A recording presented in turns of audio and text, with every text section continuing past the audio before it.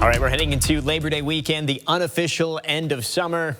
Weather definitely did not get the note because it is going to be even warmer as we get into the weekend here. Let's take a look at what's going on. Big area of high pressure sitting over Mexico right now. That is a familiar sight this time of year, and it's going to look even more familiar as it settled in by Labor Day.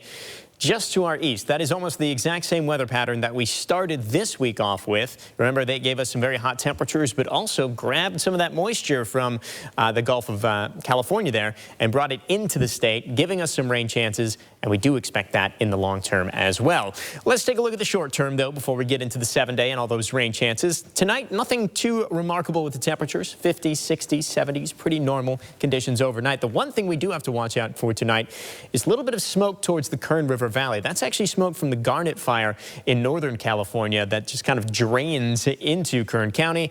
That could give some hazy conditions, some poor air quality in the KRV this weekend, especially in the overnight and early morning hours. So something that we'll keep an eye on this weekend. Besides that, though, the main focus of the weekend is going to be heat. It's not terrible tomorrow. Yes, we've got some spots in the triple digits, and here in Bakersfield, we'll be very close with a forecast high of 99 degrees. Besides that, not a ton going on. Clear skies, relatively calm winds.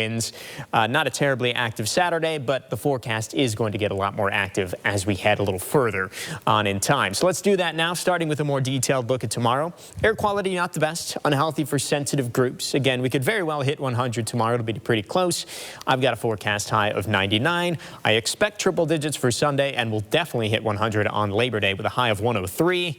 Tuesday, Wednesday, possibly Thursday as well is when our forecast gets a little bit more exciting. We've got some small rain chances here in the valley as that monsoonal moisture starts to surge back in. But those rain chances, of course, will be higher in other parts of the county. I'm not going too high at this point. It's just a little bit too far away to really nail down details on exactly where that monsoonal moisture is going to go. But I definitely think if we see that surge of moisture, it's going to be the Kern River Valley, the mountains, and the desert that are much more likely to see those thunderstorms developing, just like what we saw this past weekend as well as early this week. The other story, of course, temperatures getting hot across Kern, near 100 for the Kern River Valley, near 90 up in the mountains, and several days of triple digits over in the desert.